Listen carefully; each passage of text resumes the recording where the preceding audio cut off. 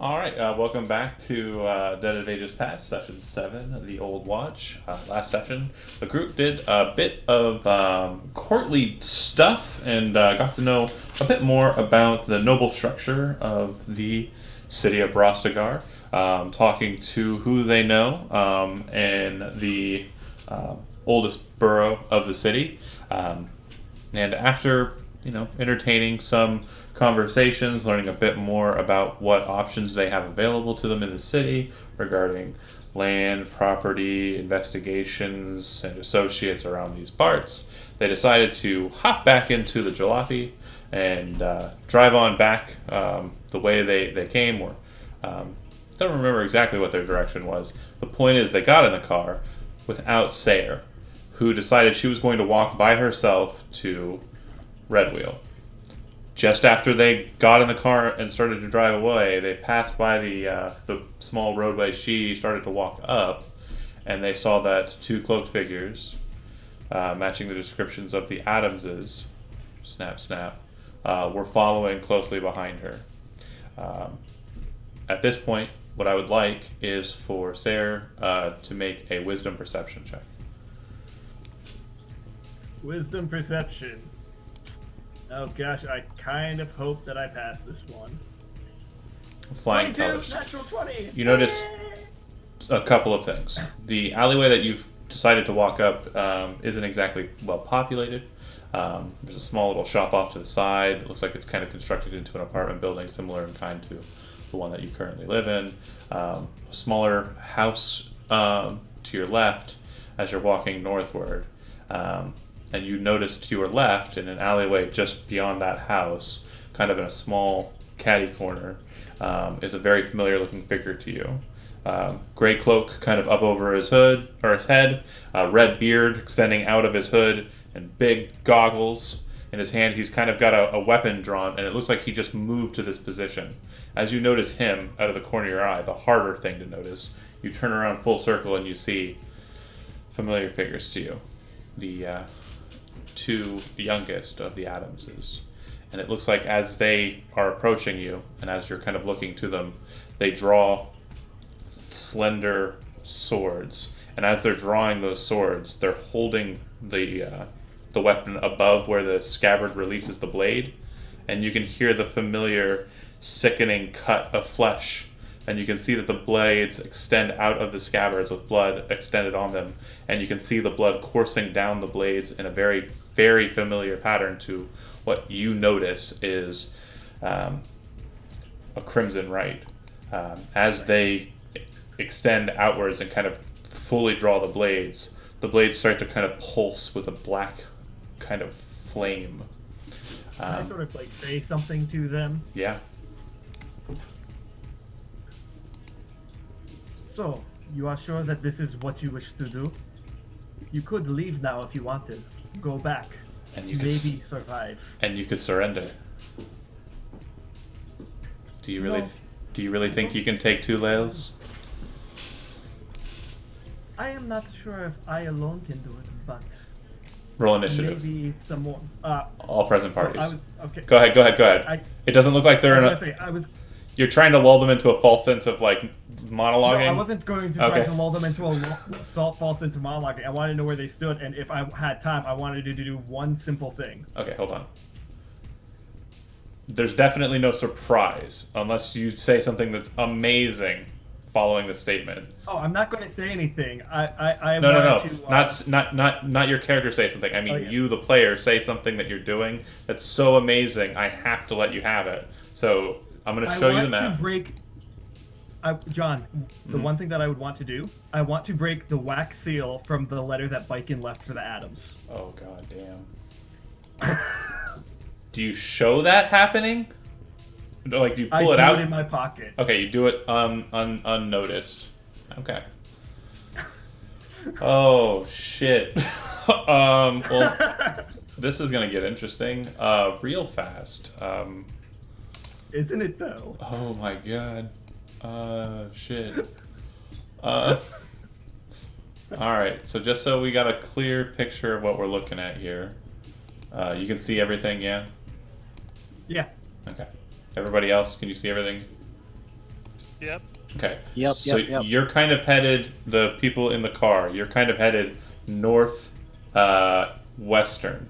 And you passed by the alleyway and I presume stopped, right? Yeah. Okay. So what you'll notice when that happens is when the car stops and all the doors open, I need just Ren to make a, because who was driving? Not Ren. It was it Gilbert or was it Villette? I can't even remember anymore. So we'll go ahead and say it was Villette. Okay. Okay. So what is Ren doing? So nothing. You'll basically be sitting in the back. Gilbert, you're up front. So in actuality, what I need from you is a wisdom perception check. All right. I will perceive. All right. Let's see what I get. Not the best. It's a 13. Okay. You notice like what's happening, and then you kind of, hear everyone kind of telling Villette to stop. From what you can tell, it doesn't look like she's paying attention to what's going on. She's looking off down the road for some reason, and when the car doors start opening, you notice that she's not really kind of moving in league with you guys as this begins. So it seems like she's going somewhere else. Like she saw something else happening down the road. But Gilbert, you didn't see it. Ren, you didn't pay attention to this because you're in the back seat. You're probably on the passenger side. So you're focused on like getting out and going and dealing with these guys. So Okay. Initiatives. Nice. Beautiful. I apparently am distracted by breaking the wax seal. You focused on it a lot. Well, I've been playing this for a couple of sessions. Doing something I didn't have insanely a token stupid. selected. Yeah, your token's right down there. Oh, for some reason I didn't see it. Yeah, bottom left corner. Oh, I see it now. Okay. Duh. All right, I'll redo that. No worries. And then I can change it if you want. Do what you want. Doesn't Holy matter. shit! They have big high initiative. Well, I think John might have rolled a natural on that one. It was a natty, yeah. Doo-doo-doo-doo-doo. Okay. I, of course, wasted my natural on perception. When they kind of stand before you, you know that one of them kind of has the bloody angel on the left arm, the other one has it on the right arm, and they both seem to be handed towards the tattoo. So the weapon is in the hand that's tattooed. You don't think it'll matter. You don't know if there's anything that goes with that binding because that has never happened to you. It's outside your knowledge. But yeah, they'll go to work. Moving up. Actually, one will move up, the other will stay back. It kind of, the one that stays back kind of pulls the rapier off to the side and raises his other hand up. You see that the flare from the, that was kind of emanating on the blade, the black kind of fire, kind of courses over his shoulders to his other hand. He extends his finger out and it shoots a bolt of that energy towards you. Right?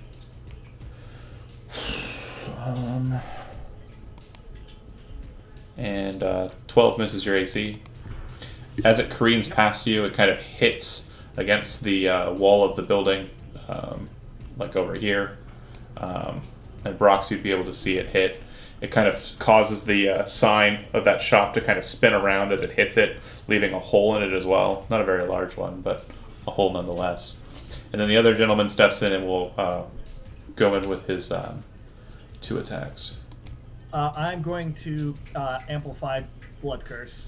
So you have blood, curse of the eyes, right? The eyeless? Blood Curse of the Eyeless, so both of them at disadvantage, and I think I roll a D4's worth of damage on Yep. myself for that. That's correct. So. Okay, so the first attack misses. And do me a favor, roll a 20-sided dice. 6. Okay. So he kind of comes in and brings the weapon in. you kind of don't have your weapon drawn out, so you kind of move aside. But because of his overreach, it gives you just a free moment to get your weapon out as a freebie. Basically, he fumbled bad enough to kind of give you that advantage. So you do have your weapon drawn. And then his second attack hits a 17. Yeah, that'll hit. Okay, so he does 6 points of piercing damage, and he does 2 points of necrotic damage. Good to know. Which, if I recall, you have resistance against. Actually, yes, I believe I do have resistance against necrotic. I'll verify, but I believe I do.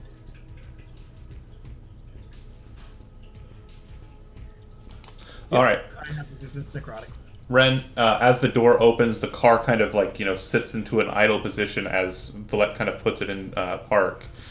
You hear what sounds like a screeing sound of magical energy, similar in kind to the bolt that Yen Lauren fired off at the park. And you also hear the sound of metal kind of slapping against metal, the din of combat happening from that alleyway. You're certain that the two have already engaged her. You also notice, too, that not too far from your position, there's what's known as a clanger, which is basically 2 large wooden blocks, which basically, if you're in trouble and you need help from the watch, you slam those 2 pieces of wood together, and it's supposed to create a din that causes the watch to come to that position. Where is that located on the map? It's about 60 feet off map, actually. So basically, I'm saying you have an opportunity to remove yourself from the combat to try and call the watch, or you can move to engage to help.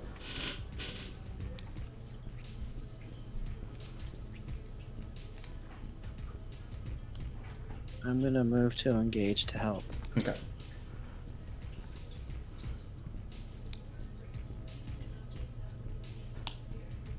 I'm trying to think how far I can get. One more note. As you're getting out of the car, you will be basically standing from prone effectively, so it will cost you half your movement to exit the vehicle. Son of a gun. Okay, I'm gonna dash then. Okay.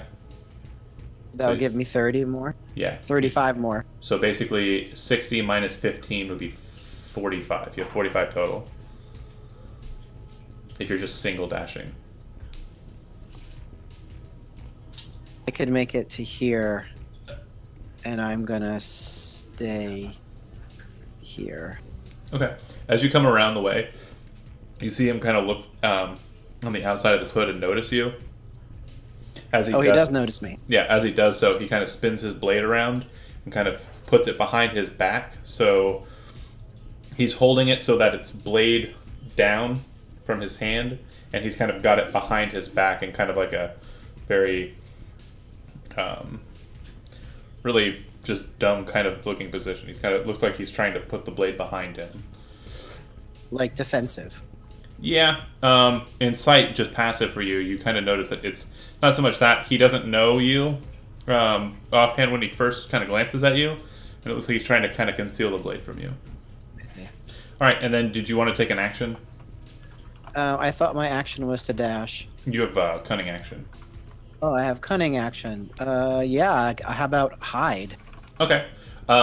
Being that close to him, and because. So I guess I wanted to move to a place. My intention was to. I thought Yeah. this was undercover.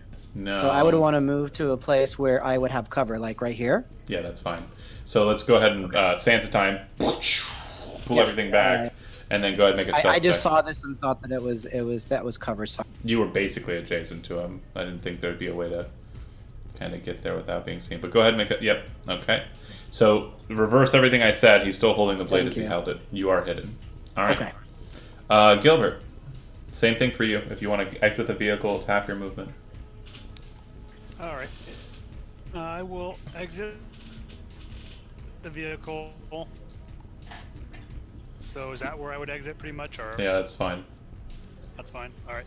So if that's half my movement, I would have. Or wait, that's not right. Yeah, 20. Mm-hmm. Yeah, you have a speed of 40. So then I would go 5 and. How is it the short man is one who has the highest speed? because I am a travel domain. Actually, you have a speed of Freedom 35, is not the- but rounded up, it is I still was- 20. Yeah. Yeah.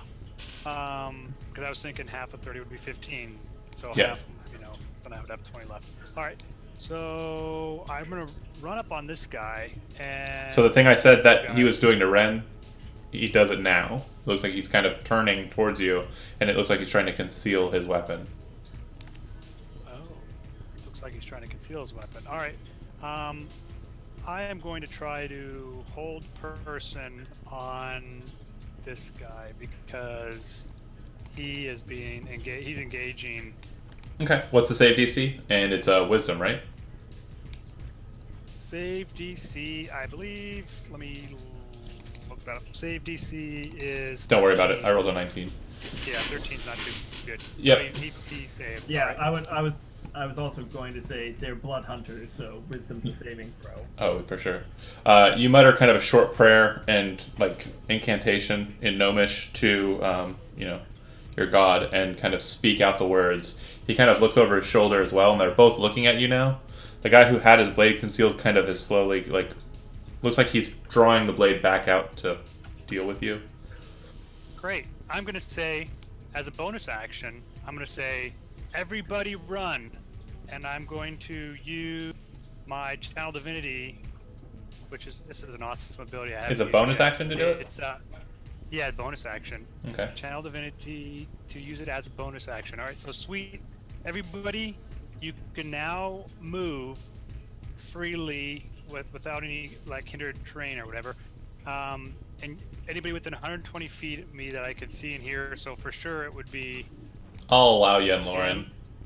And yeah, Yen Lauren maybe. I'll allow it. but I couldn't see him right because he's high. Well, he can see you. It's not so much that you can see them. All right, so basically, Oh, it is, you can see does them. not provoke it. The So no, best not thing him. about it is it does not provoke attack of opportunity, which means that Sayer, if she wants, can disengage with that guy and run. For free. Yeah, so For free. everybody except for everyone except for Ren can now take a free movement. I don't know if he could actually. He Unless can't see you, he could no. hear me. And you don't know he's there. Okay. Right. So, So, everybody else, if you want. Sayer go and ahead Yen Lauren, yeah, you can move your speed if you want. So you can get out of the vehicle and move 15 if you wanted, Zach. And Matt, do you want to move 30? Or anything? I can. That's just an automatic thing, right? Yeah, that's his channel divinity. You can move your speed without taking opportunity attacks. I'm not going to move the full 30, but I am going to back up a little bit to be outside cut of now. immediate range. I'm moving it right there. That's all I need. Okay. Thank you, Joe. All right. Good deal. Good turn, Kevin. Broxcar? I'm gonna move up to here then. Seeing that Sayer is not moving toward me but away from me, I'm gonna move 35 up past these guys. 5, 20, 25, 30. I'll move up to there and be have my shield out and my Okay. war pick.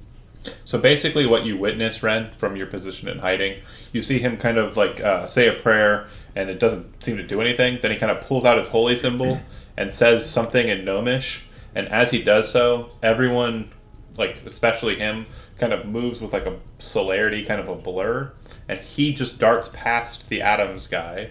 You can hear movement from other ends too, and it sounds like other people moved with that same speed.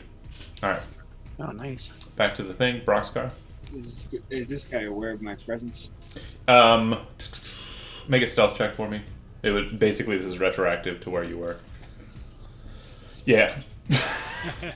Roll 4. I That's think he fine. notices. I'm gonna step in front of Gilbert and shoot him with a cane. Okay.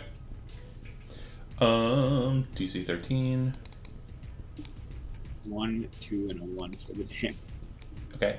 And is it half on failure? Is Okay, so he'll take 2.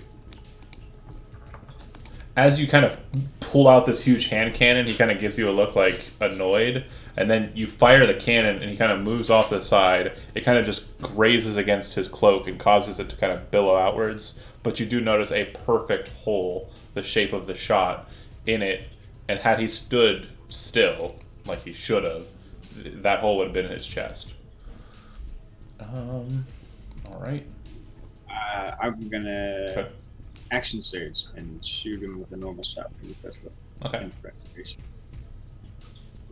Take the shot. I'm engaged. I'm going to blood maledict you with my reaction. Percent. Blood Curse of the Eyeless states when an enemy who is not immune to blindness within 60 feet makes a weapon attack, you can use your reaction to impose disadvantage on the attack roll. Alright, so I got 13. Yep. So the first shot kind of slams into his cape, and then kind of he looks at you, and you can see his eyes kind of weep a little bit of blood under the shadow of his cloak or his hood. And then he moves to the side again, and the cloak kind of sweeps out the other direction, and you put another hole in his cloak, but on the other side. Arrgh. The shots, though, kind of through the alleyways, and they are very loud. So you're definitely certain that it'll draw some attention your way. Yen Lauren. Pretty sure I can hit this one with an Eldritch Blast. Okay, as you do so, he's already looking that direction. He sees you start to wave your hands. He looks at you, and his eyes start to weep blood as well. You'll be making the attack with disadvantage.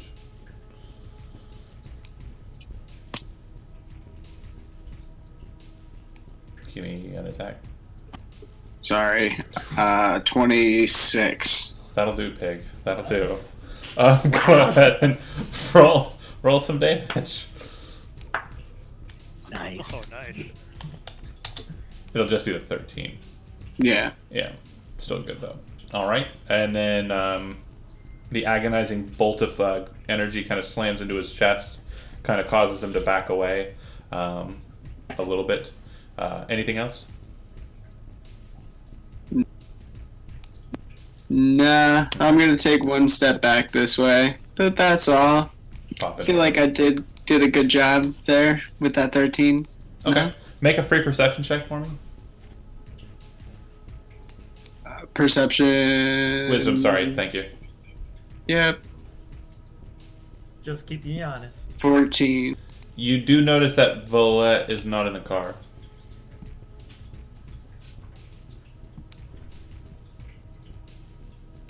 Fantastic. All right. Sarah. Okay.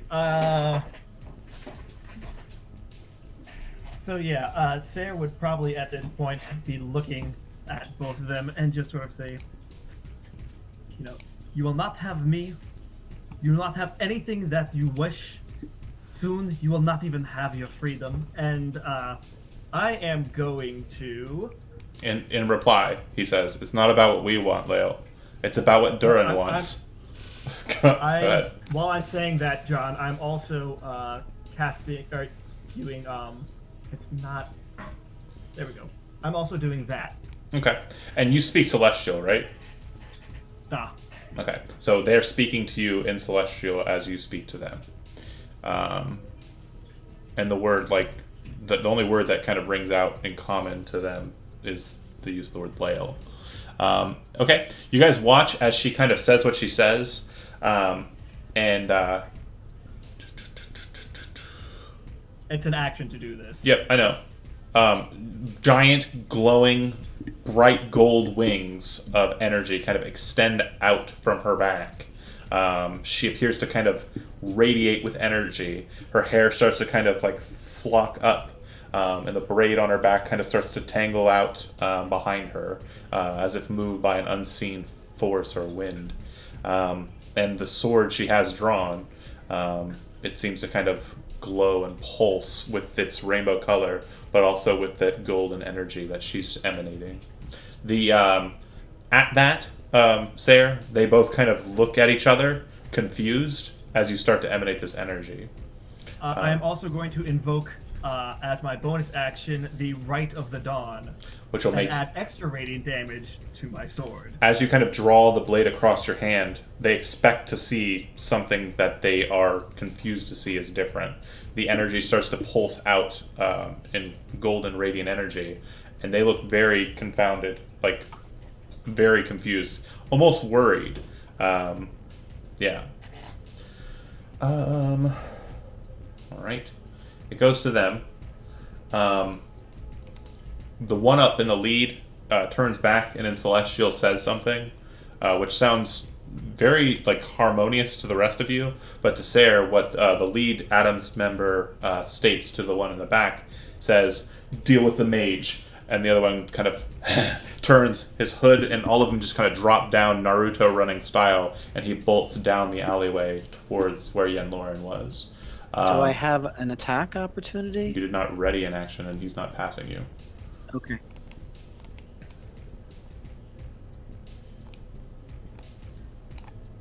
As he comes around the way, he's got the blade up and his hand out, and he kind Can of. I still see him? I'll allow it. Okay, I'm going to just do a Blood Curse of the Eyeless on him. I'm not amplifying it this time, so just the first attack. Okay. So first attack will be at disadvantage.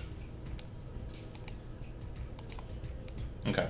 So both attacks will still hit, I believe. I think the first one was a 15. That was the one at disadvantage. And then the second one was a 20. So, Yenloren, you'll be taking... do you want these separate, or do you mind if I just add them up? You add it all together. Okay. You don't take any less from necrotic, though, right? You don't have resistance to that? Nope. Okay. So that'll be a total of... I'm sorry, bad at math. And it also, one of them rolled a crit on the second attack, and it's messing with my head. So it will be... 19 points of damage.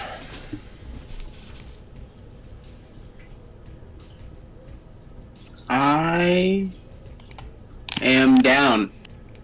Okay. So the last thing you see is the first attack kind of skewers off in your shoulder, and it hurts, and the black energy... Oh, wait. Were those multiple attacks? Yes. Can I use my reaction after I take damage from the first attack? What was the reaction? I forgot I have a spell. Haha, third level. This one. Oh, okay. So Gideon's Counter Step is the spell he's casting, which states after he takes damage, he can teleport up to 30 feet to an unoccupied space that he can see.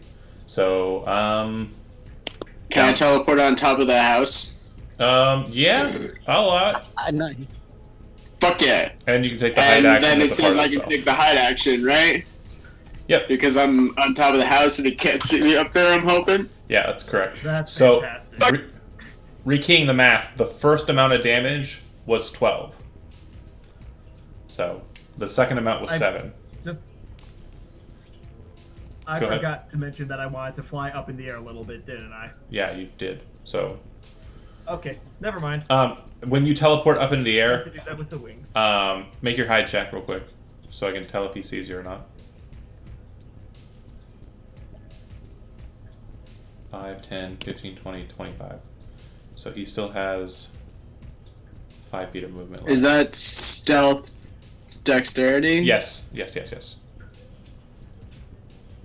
Okay. 9. So as you kind of teleport, you kind of leave this trail of magic that you haven't really kind of keyed to concealing with you.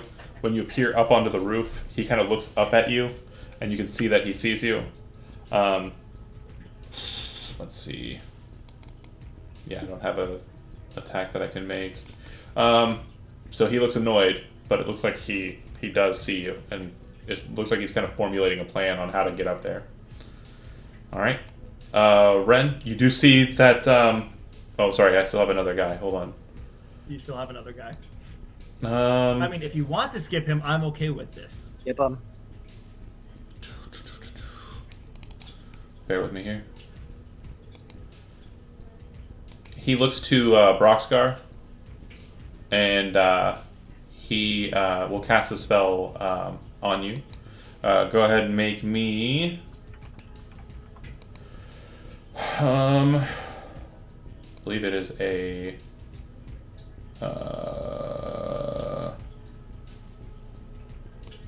Oh, no saving throw. He'll cast Hex on you.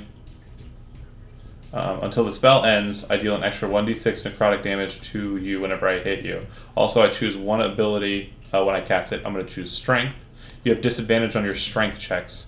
Ability checks, not saving throws. Alright. He steps forward. And he will shove you as his first attack. So make an athletics or either a strength athletics or a dexterity acrobatics check contesting it.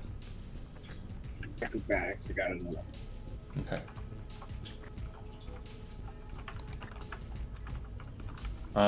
My 13 will beat you. So he knocks you down. And once he has you prone, he'll use his second attack to stab you with advantage. Jerk. 17 hits, right? Okay, so he'll be doing an additional d6. So that'll be 15 points of damage. Most of that being from necrotic damage. So you see the rapier and you're thinking to yourself as you hit the ground, it's a needle, it's not going to hurt too bad. But as it lances into your skin, you feel the black energy course from the blade into you and you're like, it just burns hotter than any forge you've ever handled. It feels like the nastiest infection or flu you've ever felt. It just feels wrong.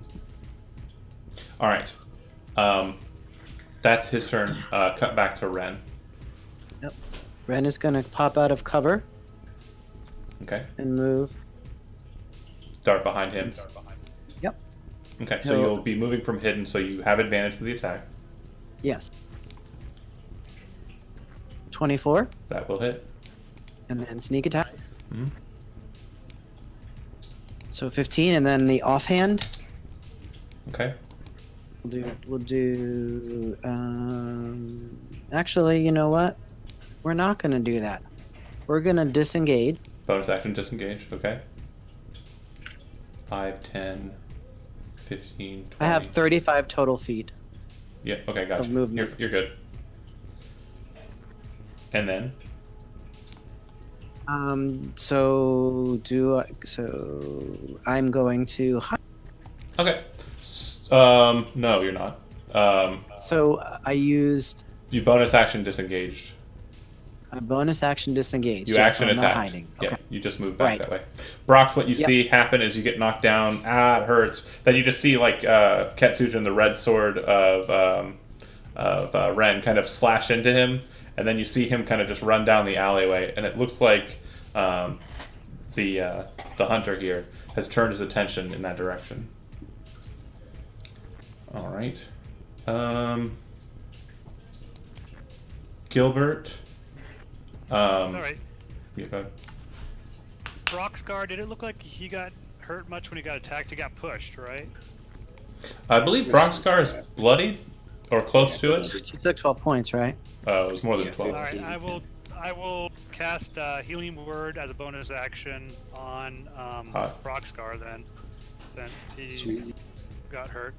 So that's 7. And then I would look at him and... Wait, hold on, real quick. What? You utter a gnomish holy word, but between me and you, what is the word that he would state? What is his healing word? Gesundheit. No, it would be Journey On, because Journey, a travel domain. Very good. I Stop do that. believing.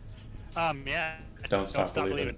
And then I would look at and be Battle like, on, Xena. Broxgar, touch the tip of my war pick. Okay, so No. as your action, real quick, just to make sure I understand what you're trying to do, you're trying to activate your dual tech, right? Yeah. Okay, so Joe, I don't know if this is the first one for you. Actually, you did it before last session. So basically, you can spend your reaction to activate against him for his activation between your two weapons. Do you want to dual tech with him? Yes. Duel. Okay, so Cranebeak Nice. Cranebeak to Fury. Gnome shot. All right, Broxgar, you are prone. You will remain prone for this segment, but your axe head changes to become like the seat of a catapult. As that does, Gilbert is compelled to jump into the seat, and you now make a ranged weapon attack, Broxgar. Oh, with Gilbert. Sweet. As if you were using Fury. Wait. So any benefits from Wait Fury? a second. Are you fastball specialing the Yeah. gnome? So you can make this attack against any single creature within 50 feet, and That's you would have advantage for the attack, but you do not have advantage because you're prone, so just regular roll. Okay. I haven't actually. You said that I haven't like unlocked the means to shoot with Fury. If so I don't Fury have doesn't. Yeah, Fury isn't a Maybe, gun yeah. unless it's being used in a dual tech. So basically, what you're doing is you're just making a dexterity proficient attack. So basically, yeah, like with your pistol. That's a really bad roll. Okay, was a bad roll. it misses. So on a miss, We're going to learn a whole lot tonight, guys. okay. Gilbert rolls into a wall. yeah. Gilbert, you can elect to be positioned anywhere adjacent to the target. I will here then. What it fails, dude. I'm sorry. Okay, but just so you know, on a hit, the attack deals weapon damage as if you hit with Fury. So it would basically do a D10 because you're double handling it, and with plus Dex, and then, and also as if you would hit with Cranebeak, Gilbert, and then additionally, the target must make a Strength saving throw versus Gilbert's spell save DC, or take an additional 2d6 bludgeoning damage and be knocked prone. Ooh, What is the name of that'd be that? So sweet if Gnome I- shot. Gnome shot. Gnome shot in the corner pocket. Gnome. And got it. it actually doesn't get advantage. It's just raw attack. But he was prone, and also he rolled pretty bad. So that's the first. Now, I don't end up. I got a question for you. Do I end up being prone after that shot? No. Or am I- all right. All right. Just adjacent to the target in any square that you want. Okay, and I added Gnome Shot to Cranebeak's handout, so if you want to check it, you can. All right, cool. Gilbert, good deal. Broxgar, it is your up. You are still prone. Alright. I can't stand up and step back 5 feet without taking an attack. You will take an attack, yeah. Alright. Well, I'm stand up like a normal man and swing my axe that I'm not very good at. I rolled a Wow. Roll a 20-sided dice for me. Duck, Gilbert. Oh no.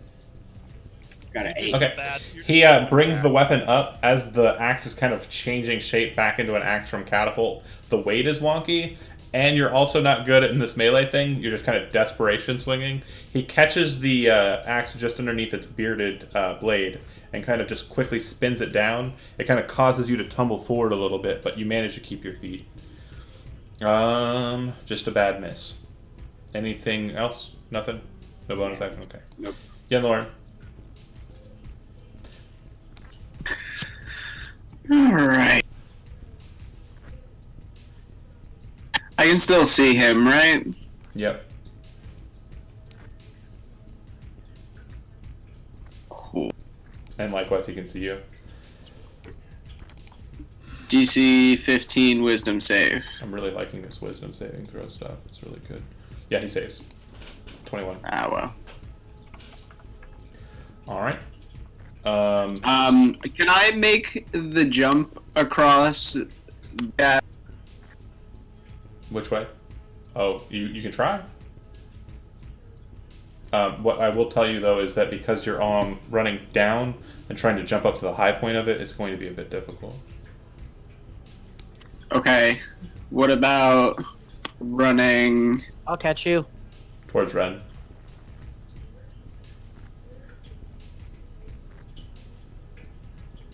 Oh, you want to jump that? You want to get onto this building? Is that what your goal is? Yeah, like that. Okay, just make an That makes athletics. sense. Make an athletics check. Strength athletics. Ooh. Can I do that with Dex? No.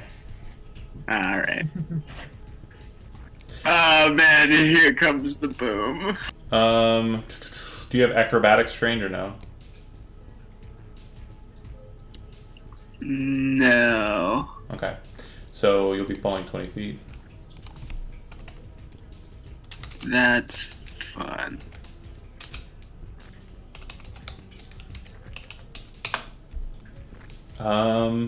You'll be taking 11 points of bludgeoning damage as you hit the ground. Are you unconscious? Can I take a bonus action before I hit the ground, or am I hitting the ground? What's the bonus action? Can I Misty Step? No. Okay, then no, I'm dead. Okay. Ren, you kind of hear a sickening thud on the stone just nearby. You kind of turn and look in that direction, and you see like all of the folds and flaps of Yenloren's robes kind of just slowly kind of folding down onto what looks like a broken form. All right. Sayer? Okay, so I am going to bonus action activate my boots. Okay. You hear the gear pressing of them kind of chigga as you speed up. I'm going to basically just like fly over to this sucker, and Okay. I am going to attack him with advantage granted to me by the boots for one Yep. time use, which adds an extra D8 force. So hopefully I hit on this thing. Okay. You see him bring up the rapier and catch it in his guard, Asafune, and as he kind of like snaps it back, you feel something strange as you pull the weapon away, and you're kind of in this weird state of like angelic fury. You feel like the blade is kind of wobbling inside of its handle. It's strange. It's never happened before. But as he blocks it and knocks away, you feel this kind of looseness in the blade, like the tang is kind of set strangely inside of the handle. All right, I'm not done yet. Go ahead. I'm going to then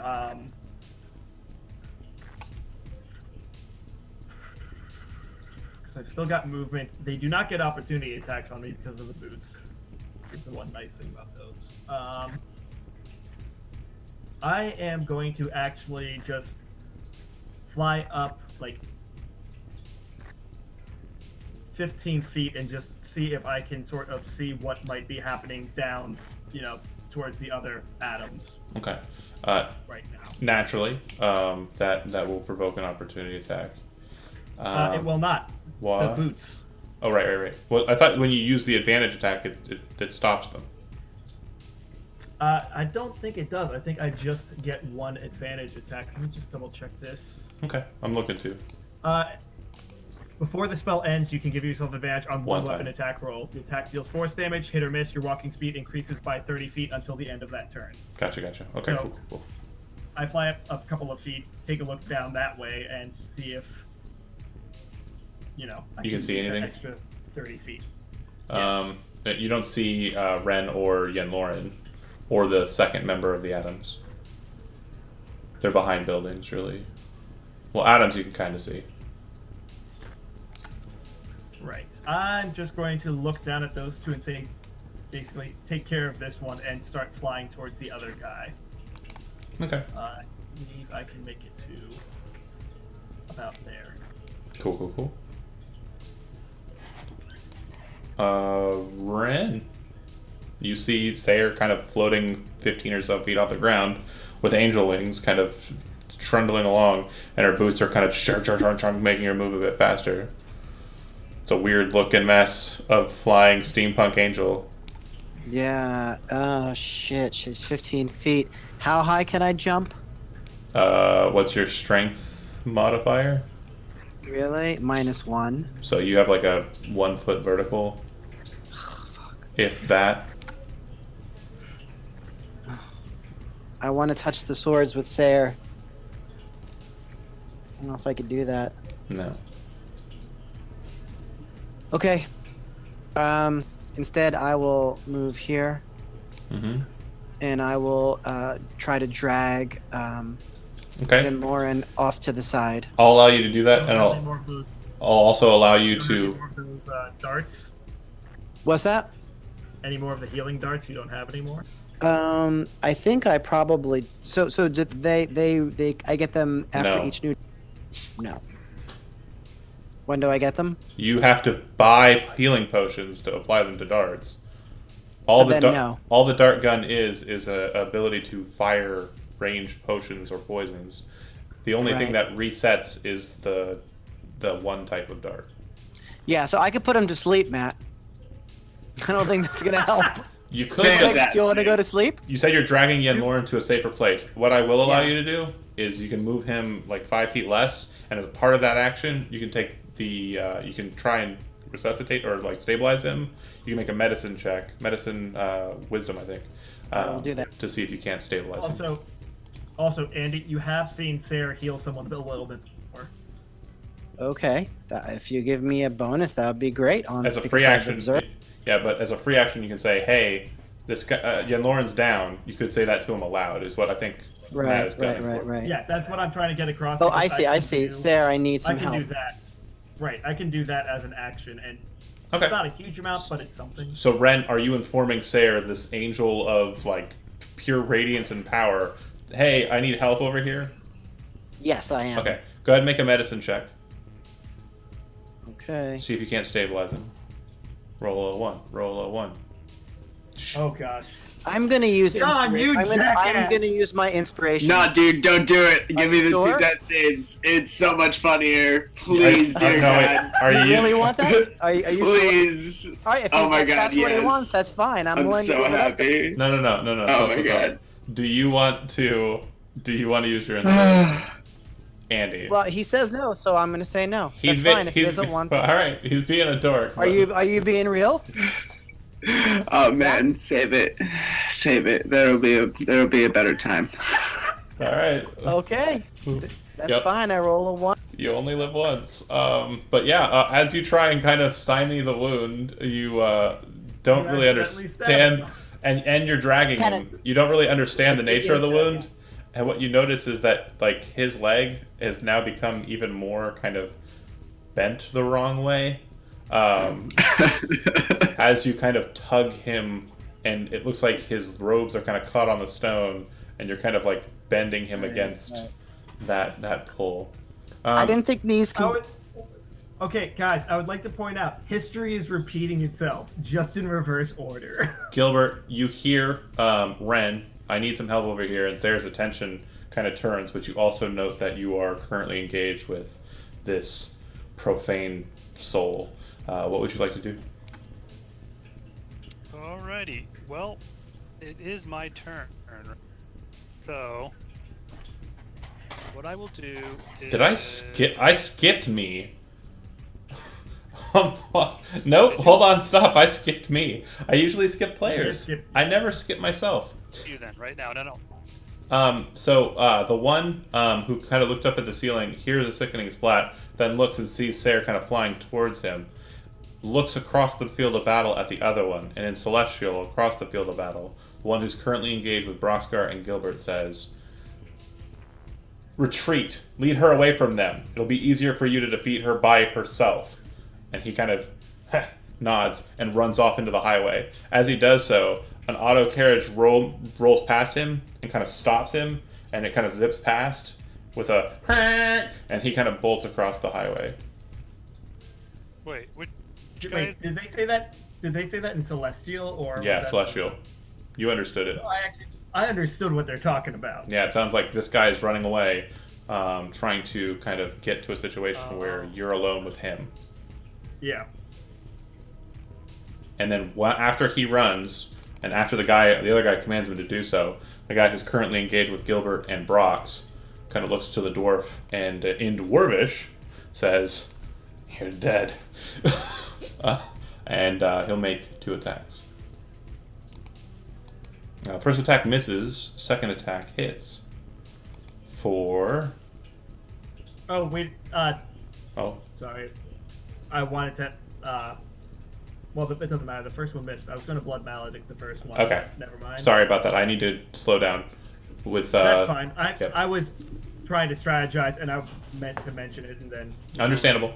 That said, Joe, the second attack does hit. It'll be a total of 13 damage. 4 of which is necrotic. Alrighty. Still standing. Oh, sorry. Hold on a second. You're still hexed, so it'll be an extra d6. One more point. Get one more point. Alrighty. And that is his first attack, his second attack. Or sorry, that was both of his attacks. I'm an idiot. Moving on. Next up is back to Gilbert. Okay.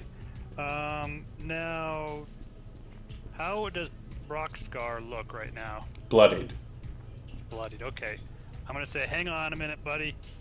If I do a full withdrawal, can I move 30? You can move your speed if you take the disengage action. Okay, that's what I'll do then. Take disengage. That way he doesn't take an attack at me, and I will go.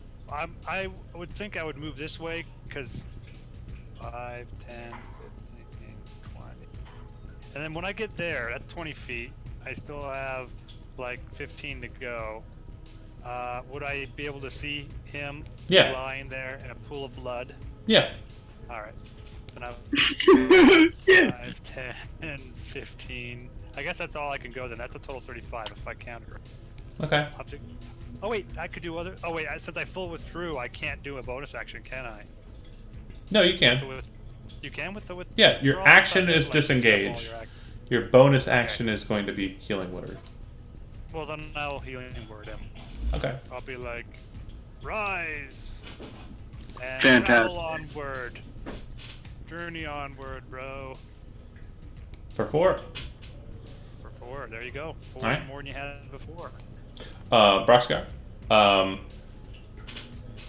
Yeah. Told you not to use that inspiration. Yeah.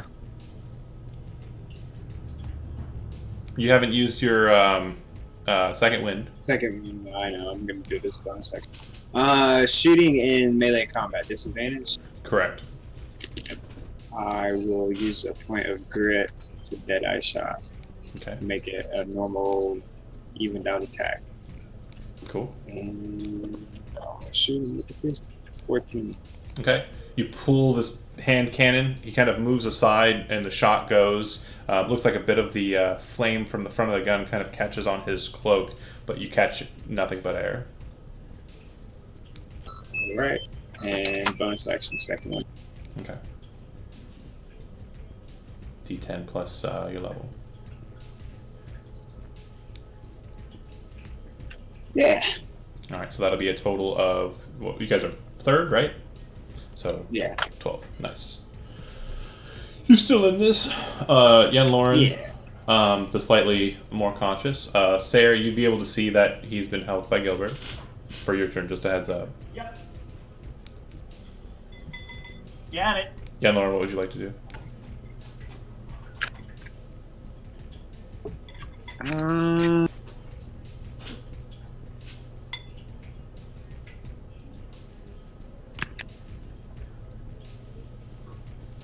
I'm gonna move to there, Okay. and then. Oh no, I can't do that, can I? Yeah, because you're standing up. Yeah, I'm sorry. It's okay. I'm just gonna move back here, And hide. and if anyone comes within sight of me, Eldritch Blast. I'm gonna hit them with yeah, you got. Sayre. Well, having heard their daring plan to draw me away, I'm going to turn around and attack the idiot who told them to run away. Okay. So, Yeah. yeah. He's not paying attention to you. He's focused on the dwarf. But as like this looming presence of light kind of appears behind him, he looks over his shoulder and he's like, "I figured." Oh my gosh, I cannot roll anything tonight. Wow. You bring I your feel you. weapon down, and as it kind of catches against the rapier again, you feel the blade strangely like jostling inside of the like. You've got the sword handle and the suba, which is like the guard for the katana, and then you can feel like the indestructible blade kind of just jostling inside loosely inside of the sword guard. You don't know what that means, but it definitely keeps happening. It hasn't happened before. Of course, It you've means also the dice are not with me tonight. you also never have gone Super Saiyan before, so that's interesting too. All right, he kind of smirks and turns his attention back on you. And as he kind of looks to you and smirks, he says, "Oh, I guess I'll fight you." He doesn't know if you know this dwarf, so why would he think that? Ooh, I'm so sorry. So first attack hits, second attack crits. So the first attack will be doing 5 minimum damage, piercing damage, and 2 necrotic, so you'll have that. And then his crit will do 7 piercing and 7 necrotic. So half would be 3. Yeah, I'm unconscious. Okay. And does that revert your Radiant Soul, like energy wings and stuff? I will look that up for you Okay. because I am not sure. So basically, you kind of come down and catch in his guard, and as he kind of does that, he kind of turns, brings the blade up, and catches you as you're in flight. The first one hits, and then the second one he kind of reels around the other side of the blade and stabs you on the other side. It catches you entirely off guard. A very successful stab at your throat, and you kind of drop down. It almost kind of crosses with the scar that's already present on your neck, almost forming an X underneath your chin. It does not go away until either a minute passes or I bonus action dismiss it. Okay, so she's still glowing on the ground. It's just she's not conscious. All right. And the other guy continues to run the heck off. Ren. Oof. Okay. I would like to at least hit once because I have like 7 Oh my different God. dice and I can roll. I know. I think I could make it to here. You can My sword, one of the levels of glowing dismisses from my sword, I believe. Okay. I'll double check that though. Okay.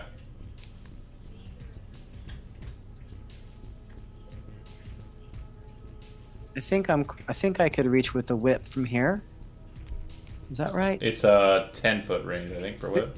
I think it's 15. Your whip is 15, right? I'm gonna try to hit it with big good. Throw it. So 17 will hit, 17. and then he'll make his saving throw. Ooh, looks like the fates are turning. Yeah, that'll work. So you're pulling him 10 feet towards you? No, Knocking I him am prone? making him prone. Well, real quick, I want to note something real quick. Joe is absolutely useless in fucking melee. So Why is Joe useless in melee? because he's not a fluff. Because I was born this way, man. I'm a wussy. He is the Yeah, scrawniest style of dwarf you've ever seen. Can you pull him away just so it's not so bad? Well, but I mean, if he's prone, we have all of our attacks have advantage. I mean, that's Not like range so attacks. so. Am I prone again? No, not you. No. He's whipping the bad guy. Okay, so that's fine. You knock him prone. I want to knock, and then as a bonus action, I want to do my insightful fight. Stat.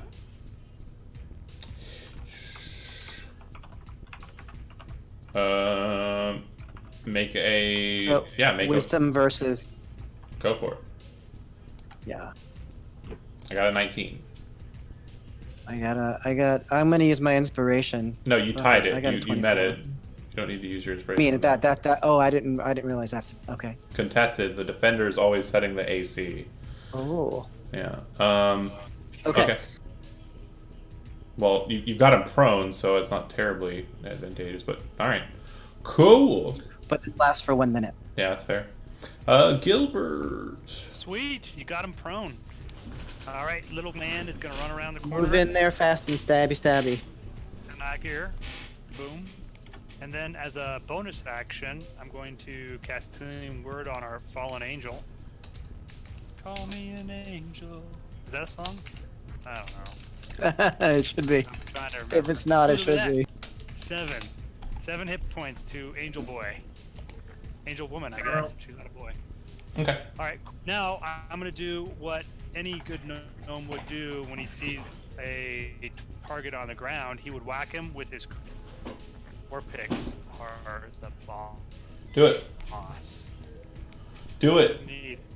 I'm gonna need it because I'm not the best at melee. So Do it. see what I can do here, guys. Let's do this. He wants you to click it. Son of a bitch. Yep, he dodges. Look at that, all that build up, and I missed it. All Look right. at that, guys. We're rolling like So- crap tonight. He is prone, Joe. If you shoot at him, you have advantage, but because you're shooting at him, you also have disadvantage because you're still adjacent to him. So it would even You out. just punch him. No, he has an 8 strength. I really. Okay. I mean, technically, he has to do at least 1 damage when he punches him. He has to hit. You guys are That's silly. true too. So, anyways, back to me explaining your options here, Joe. You can shoot him. It'll be just base normal attack because you have advantage because you're attacking him as adjacent, but you're also using a range attack while adjacent. On top of that, you can move away from him. His attacks against you, if he tries to reaction attack you, will have disadvantage because he's prone. Oh, attack. All right, you're gonna just point down at him and pull the trigger.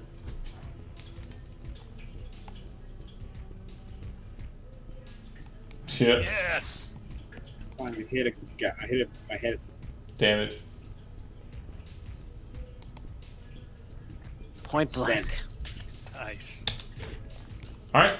As you kind of put the gun down and kind of fire it, he kind of moves to kind of steer away, but you aimed a bit higher this time, and you hit him right in the side of the face. You watch as the bullet hits his cheek, goes through. You can actually watch as it glances off of his jawbone and fires out the other side of his mouth into the stone. He now has a gaping hole in his cheek flesh. He's still alive, just bleeding a lot from the face.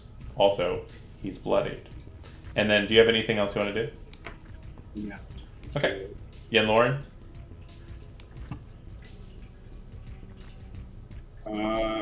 I'm sorry. Can he take an attack of opportunity? Like, Yes. But he'll do so at disadvantage. yeah. Okay. I'm just gonna step back. Okay, he will not take the opportunity attack. Alright. Can I see him Yep. from here? Okay. Your shot is made with disadvantage because you're firing at a prone target. It 14. misses. You try to kind of aim low, and you shoot right between Sayer and Gilbert. Speaking of Sayer, you are prone as well. We're down here on the ground, ready to rumble.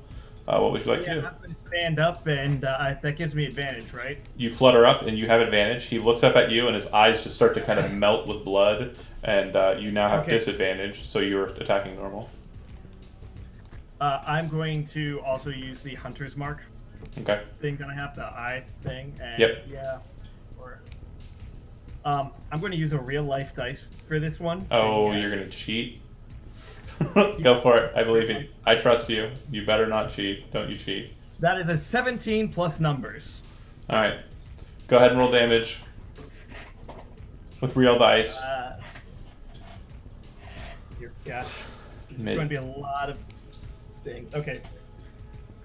1d8 plus 1d6 plus 1d4 plus All of the I low believe side my dice. level in radiant damage. Yeah. So 1d8, 1d6, a d4. Oh my gosh, I rolled like shit on that. So that's 1 plus 2 plus 2, so that's 5 total. Plus another 5 from my strength. Plus another 3 radiant damage from my level for the wings. Okay. You kind of raise you flutter up off the ground and kind of stand above him. The wings kind of flare out wide and kind of like oscillate. And you bring the sword down. It kind of like streams with light, causing the rainbow effect to kind of glitter out. And you slam down into him. He's got his rapier up and catches it, and it kind of slams back down into him. You see the edge of his rapier kind of cut underneath his chin, and your blade kind of bite into his shoulder. And he grits his teeth as his eyes continue to well with blood, and you can see that he is still alive. Just to say, if he's going to attack me, You're gonna blood maledict him back. I'm gonna amplify that sucker. All right. Well, he is going to attack you. So Yeah, I'm amplifying, so I'll do a D4's worth of damage to myself. yes, Hopefully, my crappy rolling continues for right now. or goes really great and knocks you back down.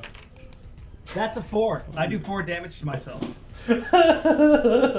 Fantastic. That's so magical. He will get up though, I am down to 3 hit points. and then he will attack twice. Both attacks will be made at disadvantage. 15-15 on the first attack, both rolls, So that hits. and then second a 20 and a It 25. doesn't matter. I'm unconscious. Yep. He gets up, and his eyes are welling with blood. The sword's still pulsing with negative energy. He rends it into you, and then kind of strikes you down. What's the total damage that he does to me? I doubt it'll hit 24, but First damage is 7. 28. No, 27. It would have The- to be 27 total. The first amount of damage would have been 7, and then the second attack's amount of damage would have been 9. So the Okay. 9 is not more than twice your hit points. However, he But I is... do lose a death saving throw. Yes, because you were down before you're down. Alright. And then once he's up, he kind of finishes that attack and turns his attention back on Broxgar and says, "This isn't your fight. Leave with your life." Ren. He kind of turned Oh boy. turned his attention away from you.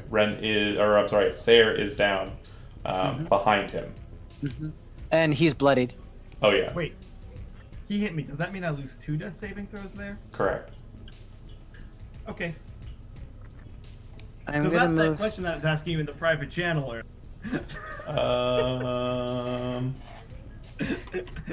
Wait, which one? It doesn't matter. I'm just making it. Okay. I can explain what I'm saying later. Are you going to try and move up to him stealthily, Ren? Sure. Bonus action, hide on the advance. Stealth check. Yeah. Okay. And then are you going to attack him? Yeah, but I have a couple questions first. Fire away.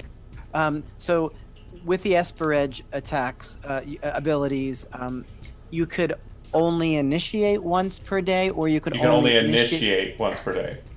So I could technically initiate with Gilbert right now, right? Correct. Ooh, Have we done that before? nope. We have not. I don't think we have. Have we? I think I initiated with you. I might have initiated with you one time. But I You don't think remember? you initiated with me. I think if you guys touch tips, you remember. I really do think it would be the case, yeah. Very memorable. You're so right, Joe.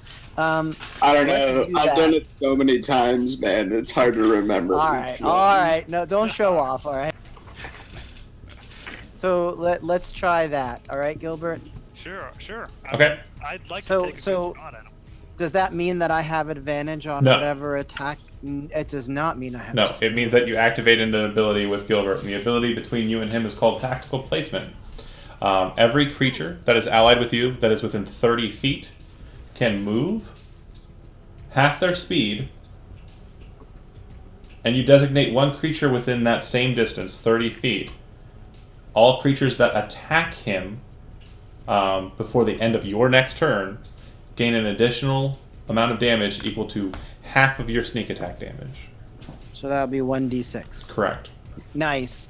So that's your action. So that's Not- my action. As you've noted with Aura Whirl, not all of them are attacks.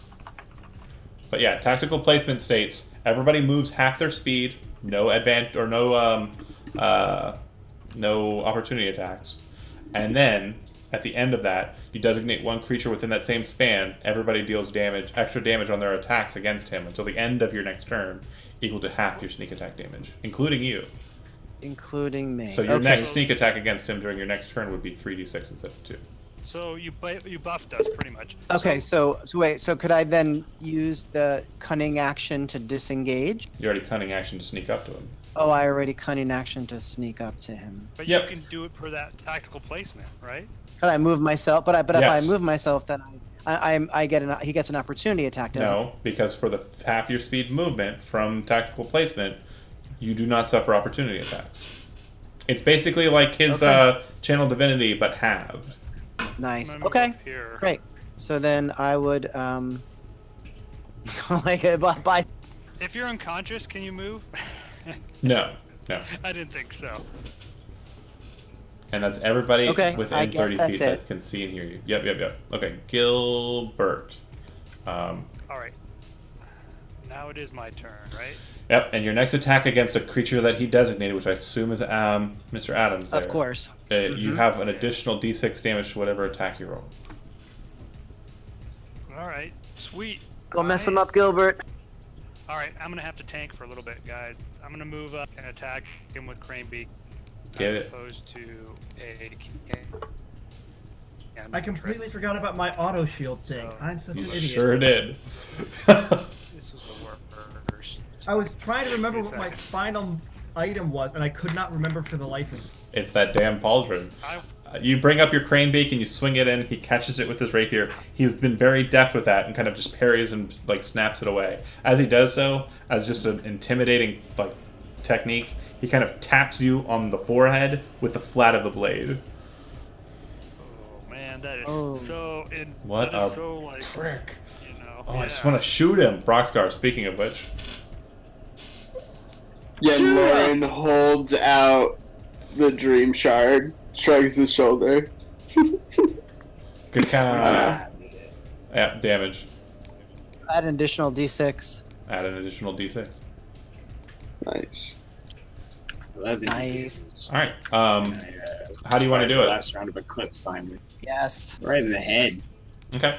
As he kind of like pat and kind of looks down at you, Gnome, like just arrogantly, you just hear this da-doom, and you just see his head like get hit solidly. It doesn't cause his head to pop like a zit or anything. There's just a large welting hole in the center of his brow, and you can see like his face kind of just and his eyes roll into the back of his head as he just kind of crumbles in front of you.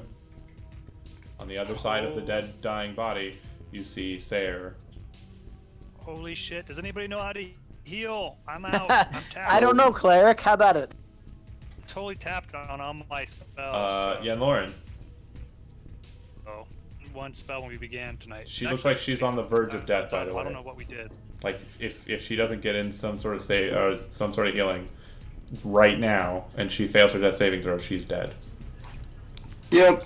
If only I had some sort of healing of which I could. get Wisdom medicine check to stabilize. It's always an Oh, option. man. You are the literal last call to try and do it. Yeah, but remember when we were gonna all get in the car and she didn't want to get in the car, and now she's here lying on the ground dying, and I told everyone that I was probably just not gonna help her get up if that happened. I don't remember that being. Did say that. So Is that really something that was said? Yeah. I did You say fell that. off the roof. So shut the hell up Um, and get over there and heal her. That's not how I roll. You Can fell I off the hit? roof. Can I hit this? No, he's not on the map. He's already. I know, but I got 200. 120 feet. Yeah, and he's Okay, 240 that's what off. that's what the question was. That's what the question was. Zach's It's all vicious good. mockering Sarah. Yeah. Roll Um, damage for vicious mockery. no, I just don't do anything. I'm not Okay. gonna actively kill her with a bad that's roll, fine. but I'm also not gonna help try and save her with a roll. Like, Perfectly fine. Gilbert, you yell to him, help her, she needs your help. And you watch as he kind of just standoffishly does nothing. So let's see if it's all on him, the guilty conscious. Yeah, you watch as Sayer's life kind of slips from her. The angel wings start to fade away and glowing. No. And the radiance just seems Could I to use my just- inspiration for that? Yes. I'll allow that. Matt, do you want that? Matt? Go ahead and roll told again. you to save that inspiration. Matt, Yeah, roll you're again. gonna have to give me Okay. give me a second. I accidentally Oh, he's dying. You accidentally what? closed out of the roll 20 window. Oh. Oh, he just basically quit. He's like, Rage screw it. quit. Screw you guys, I'm going home. Well, I could try to do a medicine, but I'm untrained. Oh my god, that's worse. All right, so Shit. as I stated, the radiance kind of slips out from him, or her rather, and she just lies still, dead. was her time. Oh my to god, I go, can't man, believe it. I wasted my inspiration. for that. I'm sorry, Matt. I should have done that. Holy shit! I would have rolled a nat 20 on my medicine check. But see, I didn't. I never knew that. I could have just as likely rolled a 1. Okay. I'm not He's trained. not bad. That's bad, guys. Bad juju. Yeah. Alright. So we have 2 dead blood hunters. Is that the idea? No, 1 died. 1. Well, no. I thought wasn't the Adams a blood hunter? Oh, you're talking about Sayre as well. Gotcha. You have 2 dead people, correct? What you also have is make a perception check. Maybe we should take their bodies and go before the police show up. Okay. I guess everybody make a wisdom perception check. Yeah, because he wants us to see this. Make sure you grab that sword. I close my one good eye. 20. Did that work? I tried to click. Yeah, Lauren, down the street, the opposite direction, the way that she was heading, you do notice that someone's kind of walking up the street. And you also notice that coming from the direction where the car is located, it sounds like there's motion coming this way as well. A little bit farther off on the southern side, but it sounds like watchmen are kind of heading in this direction. The person that seems to be heading in this direction from the northern portion of the map, she's wearing a reddish colored kimono with pink cherry blossoms Oh shit! on black Oh, shit, branches. grab the bodies and She get in the has car. a clawed hand and a sword, and she's looking over at you, just kind of staring towards the bodies. Do you start to try and move the bodies? I'm gonna try to take the sword from the body, Which body? Which sword? from Sayre's body. Okay. What about the other guy? What did he have? Oh, we're talking the Esper edges though. Yeah, you're right. So when you pick up the sword and lift it, the glass just becomes broken shards of color that are just left on the stone, and all you're holding is the sword hilt. Boy, Ooh, you broke it. I think it was already broken. What the other guy? What does he have? boy. Cool swords or stuff? He had the rapier. But as you're picking that up, in that very moment, roll initiative. Oh, God. I God. want to get in another fight. We can just stick with the ones that you had. I mean, I'm not gonna get better. it's your call. It's easier just to leave it. Yeah, I don't mind either way. It's your game. Yeah. You tell what us. do you wanna do? Well, maybe. Oh, god damn it. Are we gonna get killed? That's so sad. He's so sad. Wow. I Should I have not picked up that sword? Is that what? I don't Is know. there anything that would have prevented? don't know. So, I think I think she was coming anyways. In response to you kind of moving towards the bodies and trying to touch either of them, she yells out to you and kind of drops into a lower stance like she's prepared to run on her initiative. And she says, "Halt." And then she looks like she's prepared to take an action, but she's not taking it, she's yielding. Ren, you're up.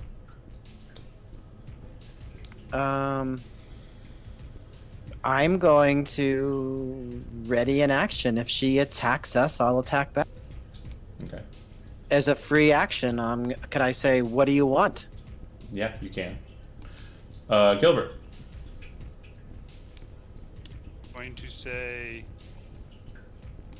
I am Gilbert Kurgosler, and I just came upon this scene. There are 2 dead people. Looks like they killed each other. And then I'm just gonna stand there, because last time I ran, I got killed by a horse. Or knocked unconscious by a horse. So I'm not doing that mistake again. Just gonna stand there. Proxco.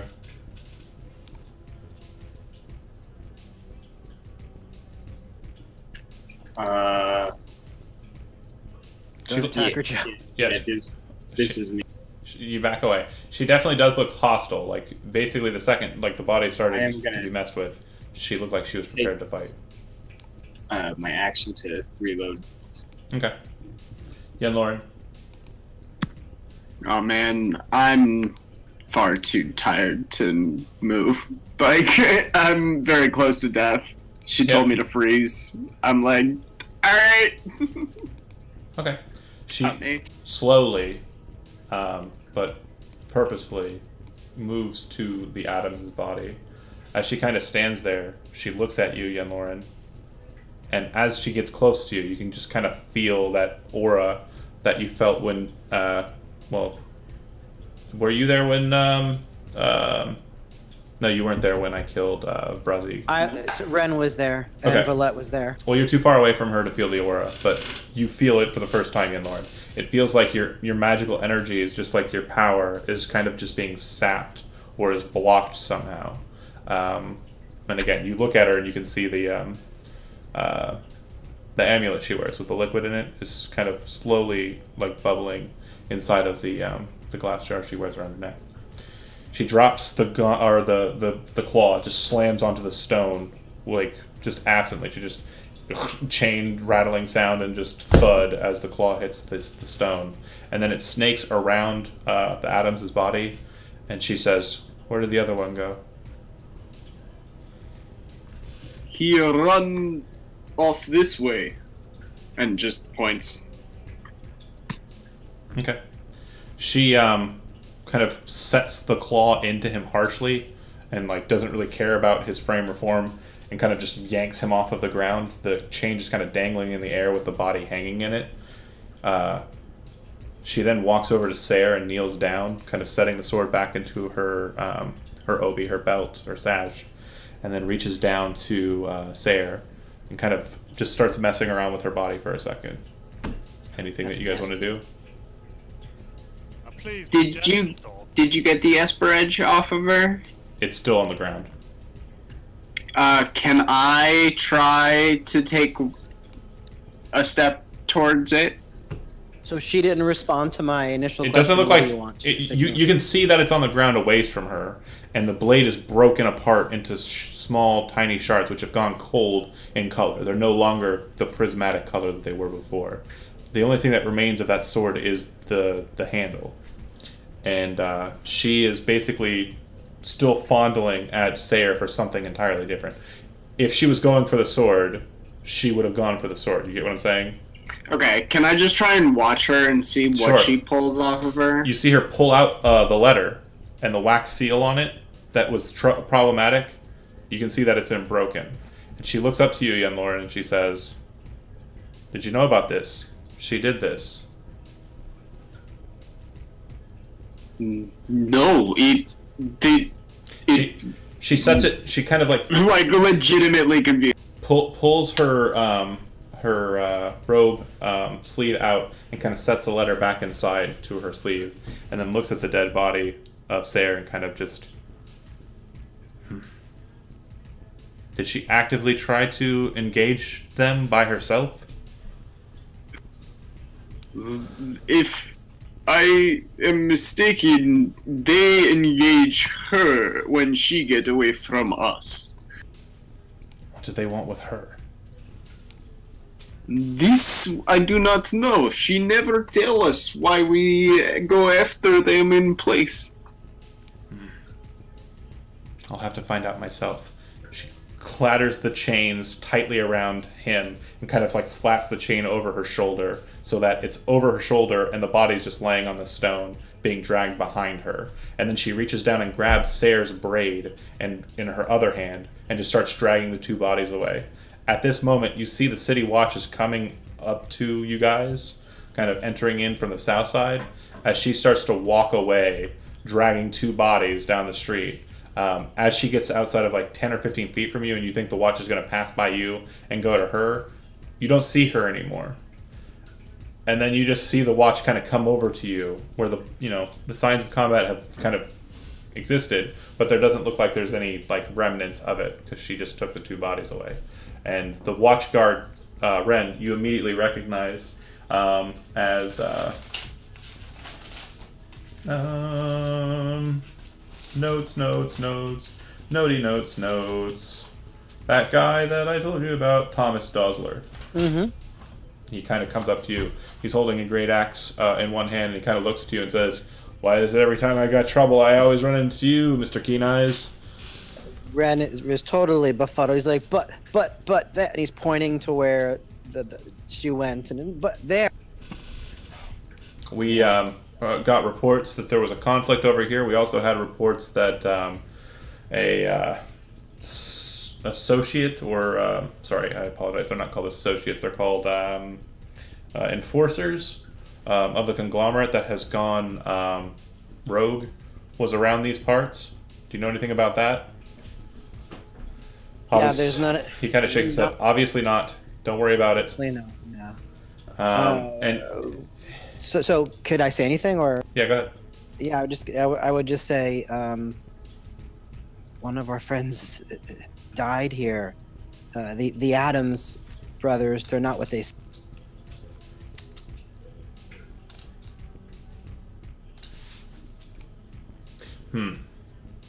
Kind of looks to you and says, "Okay, I'll take note of that. I don't know what I can really do with that information." And kind of shrugs. Cutscene. Matt, you there? So is he No. playing Doom? He literally quit from Discord and like dipped. Oh, that's so sad. He like rage quit, and So sad. I hope he's not mad at me. And he probably is. Oh man. Damn. No, I would. Be. I don't know, He's listening on Twitch. Okay, hold on. He's on Discord in the text channel, general. Word. We love you, Matt. And her body, she's gone now. Not, she's just. Are like you reading this, Matt? Zach? Yeah. smear of- Yeah. But what now? Hold on. So much drama. Yeah, that was a lot of drama. Well, I'm trying to get him back in because I'm not done with him. All right. Matt. Hi, I'm not done with you. Did you overhear the part where I stole your body? You got fondled. So your soul seems to kind of pass beyond it, past the veil, and you feel like you're heading somewhere safe, somewhere kind, and somewhere good. And just as that's kind of happening, you feel this renting on your soul, and you're being drawn back. The next thing you know, you feel like you're inside of your body, but you feel all the wounds are still present, but you don't feel pain. You just You're going to have to rewind a second. okay. Everything froze for me. Sure. So Let me know when you're ready. I'm good. I just Okay. lost you on Twitch for a second, and then next thing I heard was something closing. Sure. So you feel like you are kind of moving on to somewhere different, somewhere good. It feels like, pain is gone and you feel like there's this benevolence present. You don't know what it is. It's like there's a bright sun in front of you and you feel like you're moving on. But then you feel like your soul is tugged back. And then the next thing you know, you're still inside of your body. But you feel like all of your wounds that you just suffered are still present, but you don't feel them. You don't feel any pain. You just are aware of your body's kind of dismembered state.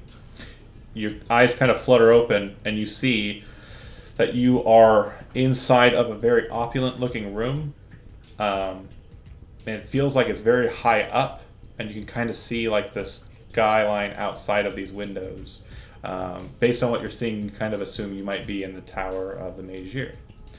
Standing in front of you is a gnome who has kind of like wild blue hair spiked out in all directions. It almost looks like a Sonic the Hedgehog cosplay gone afoul. And he's wearing kind of these white robes that are marked with the double snakes of the conglomerate. And you also see Biken standing there. Actually, I apologize, kneeling there beside him. And he's kind of like has his hand on her shoulder.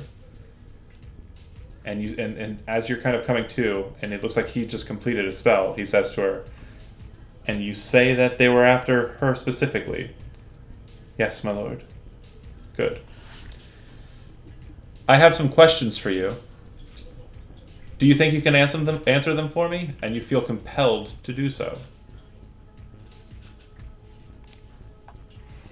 Okay, if I feel compelled to do so, then yeah, sure. Why were the members of the Adams family, click click, and the Order of the Bloody Angel after you, my child? And I feel compelled to answer it truthfully or just to answer? He's cast the spell Speak with Dead on you. Not Yeah, many people gotcha. get to play on the side that you're on for this spell. Usually it's you're in my Right. seat, but yeah. Yeah, so what did the Adams want with me? Dang it, I have to look up what that word was that you sent me. Lael. Lael. Right. They wanted me to be their Lael. They wanted me to be their weapon. What they would use to bring destruction to their enemies. A Nightbringer of the Order of Balcard. Huh. Interesting. And you did not want to be that? No. I never wanted to hurt anyone. I only wanted to help. You wanted to help. He kind of kneels down to you. You, again, don't feel like any ability to move. And he kind of like presses his hand against your cheek. As he does so, you kind of have this strange flash in your mind where you see that figure again, the figure you keep seeing in your dreams. But then it snaps back to him as he asks another question. You are a member of the Asamir, are you not? You were born with different blood, is that so? Ah.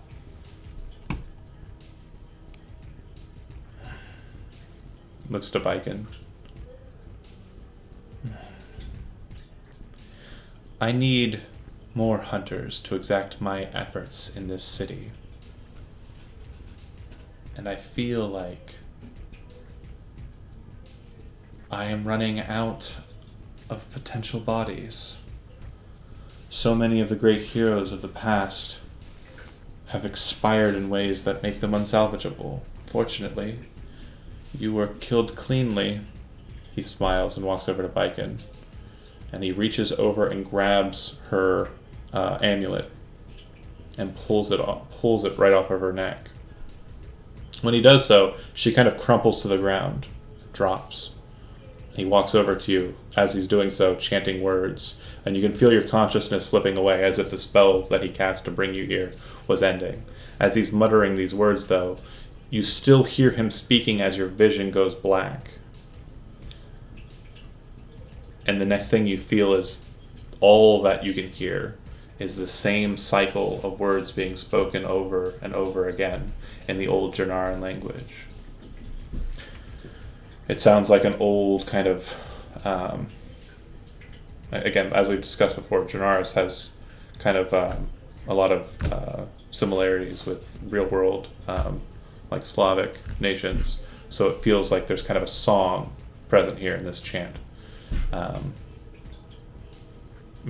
you feel like that's all there is now. That's all there ever was. I'm going to cut from you for just a moment, but I will come back to you here in a second. Promise. I'm going to try and keep it interesting.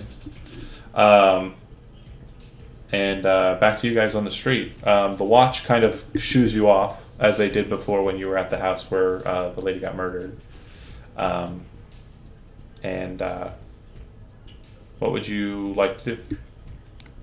So at this point, at the scene of the battle, they're just bloodstains. That's about it, right? That's all that was left behind. And a bit of blood trailing off across the highway as the other guy escaped.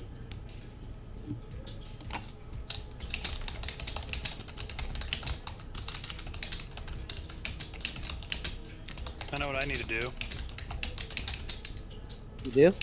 Yeah, I got some business I have to do. I have to bring 50 gold pieces to Google Brand. because he's doing some paperwork for me. So I need to go to the bank to get 50 gold pieces out of the bank and then take it over to him. Really? That's So- cold, Gilbert. Sarah died. I know think we Sarah should go died. back to Sarah's house and see if we could check her effects and see if there's any way we can anything we can. I know. Well, yeah, she was nice enough to let me stay there, so obviously I feel like I owe her some, you know. Also, she has like what, a husband and kids? Yes. Kid? Yes. That's really sad. Somewhere up in Red Wheel, from what you Yeah. recall. I think she took off to a safe house, or you know, they took off to hide so that nothing bad would happen to them. Ren, make me an intelligence investigation check. Just a quick one. Sure. 24. Okay. You're pretty sure, based off of the information that you kind of perused, because remember, you did do a bit of sortie, like startup information on Sayre and also on the diplomat that Gilbert met with, and the like. So you actually have a bit of information about Sayre that would be less than common knowledge. And with that check, I would say that you would know that her husband actually has a adoptive father, who lives in Red Wheel. And you'd know his name is Angren Bloodbeard.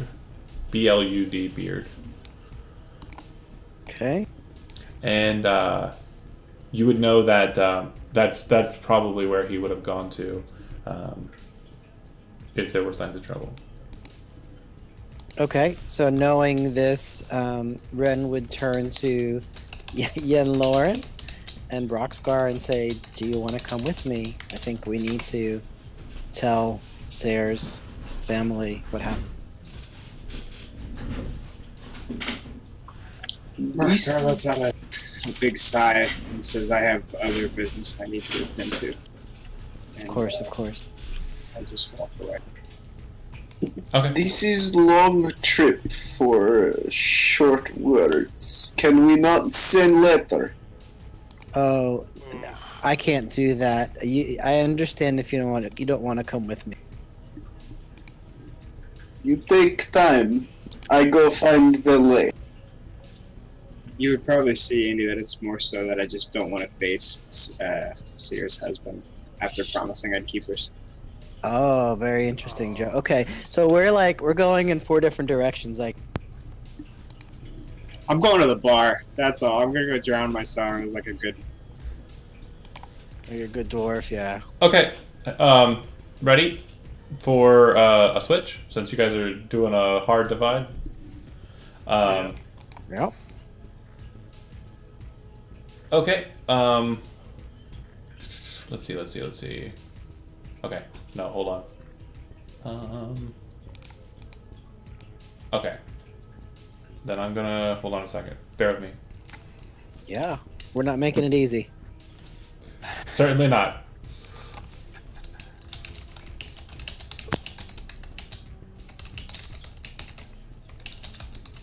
So how about those Pittsburgh Steelers?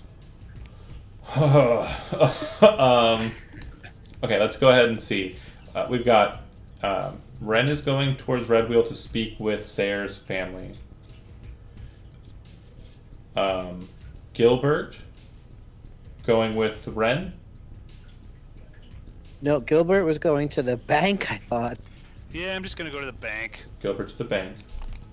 I gotta get 50 gold pieces to pay the guy who's doing my paperwork. Just like a So nobleman. This is very important. You guys can tend to the death. I will tend to life. And That is then pretty cold. Broxgar, who are you? Are you sidling up with anybody? Just doing your own thing? I mean, again, Yeah, go ahead. Get Yeah, drink on. I'm fucking sad, boys. I'm just going off to my emo club. Roll a just a wisdom check. I got a 13. Not bad. There's actually a bar not too far from here, and your noble friend, if you recall, Ashbraid, frequents it a bit. It's Kilgore's Hammer, which is also a temple to the Dwarasin. That sounds like a good place. There we go. Okay. And then Yen Lauren, you're going to try and find Bolette. Really, I'm going to find the car because I need the car to smuggle the stuff to do the side quest to get the insurgency on my side. Because everyone else seems to have forgotten that that's what we were doing. Right. Okay. So, cut from. It does interrupt suddenly, so you know. Yeah. You're allowed to have forgotten with the whole having died thing. Cut from you guys. Sayer, light kind of draws back into your eyes. It's very hazy at first, but you definitely see that you're back in the world. Standing over you, not too high over you, is the gnome holding and clutching the vial. Upon completion, he kind of looks to you and says, "Rise," and walks over to Biken's form and kind of gestures his fingers like a marionette puppeteer would move strings, and Biken's body lifts off of the ground back up to standing, and he throws the amulet around her neck again. Once he does so, her eyes kind of shine green, and she kind of looks down to him overjoyed, but like subservient. And then he kind of turns from her and looks over to you and says, "As I understand it, you were made as an instrument for the Order to destroy people like me. And that can't be allowed. I will use their instrument against them. Understand that I am your new master. Say it. Speak it. I want to hear it from your own voice. Tell I'm me." assuming You don't feel compelled. I don't feel compelled. No. What you do feel, though, is that your body, like the blood inside of you, it feels warm. The best way I can kind of try to describe that is, remember when you were corrupted and they gave you the first initiation to be able to perform the Crimson Rite? And that pain that kind of emanated in you? The aftermath, the lingering effects of that seem to be present right now. And you look down at your wounds and they're not present. It looks like your body has been kind of reshaped and reformed to its normal station. You even kind of, like, you know, as you're kind of looking at him and just, you know, checking yourself and understanding your position, you feel your neck, and your scar on your neck isn't even present. It feels like you are in a perfect form of yourself.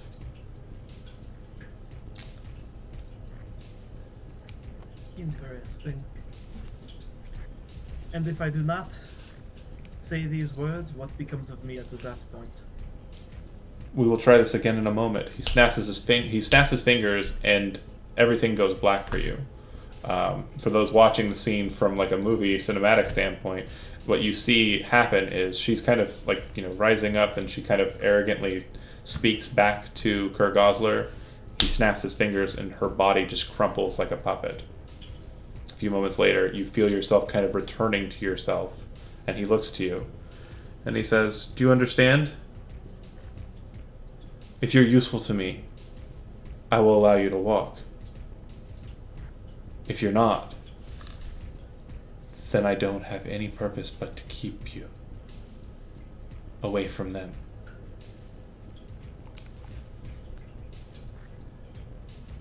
I've given you a gift, my child. A gift that you can't even understand. And I need all of those servants of Duran killed. One got away from you today.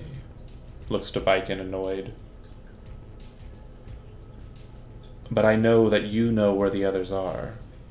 And instead of wrenching that information from you, I will make their weapon their bane.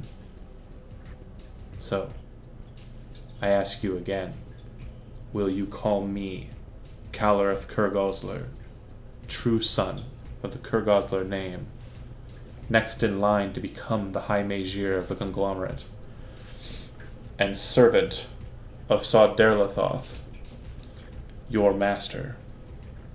Oh boy. You know, people who say they want to be called masters usually turn into tyrants. And is a gift from a tyrant even worth anything? Would it make you more understanding and more willing to serve if I told you it wasn't just your life that hanged in the balance here? Are you going to really pull that card on me? That's what the gnome just said. Yeah. If your character replied, are you really gonna pull that card with me? You didn't do it in the accent, so I didn't reply in kind, but I assume that was you going, fuck you, Dupre. So... That was kind of one of those moments of me going, fuck you to pray, yeah. Oh, no. You misapprehend me as your face kind of contorts with anger, because it did sound like a threat. You misapprehend me. I have no desire to destroy anything that you have brought forth into this world. In fact, I made the statement not knowing you even had any connections. But it's good to know that you do. Because you do understand what they'll do with them, right? Your children, or your loved ones. If any trace of you is within them, they will extract every bit of power they can from them. Just like they tried to do with you. Just like they promised to do with you, I'm sure. You do understand how the Order works, right? I do. Because I want their power. But now that I have more than they do, I just want them destroyed. And I understand that if they were gone, anyone you left behind after I'm done with you would be safer for it. Do you not agree? It would be safer for it. Then I ask you Same time. again. And this time as he kind of looms towards you, you can kind of detect that there's this presence behind him or about him that seems to be dark and kind of filling out the room. This little gnome who, just looks... I mean, you've seen Gilbert. They're of blood relation. He looks like a dork, but his hair's like all Rick style, kind of poofed out and just, very just mad looking. But he says, I ask you again. Serve and destroy your enemies, or I'm done with you.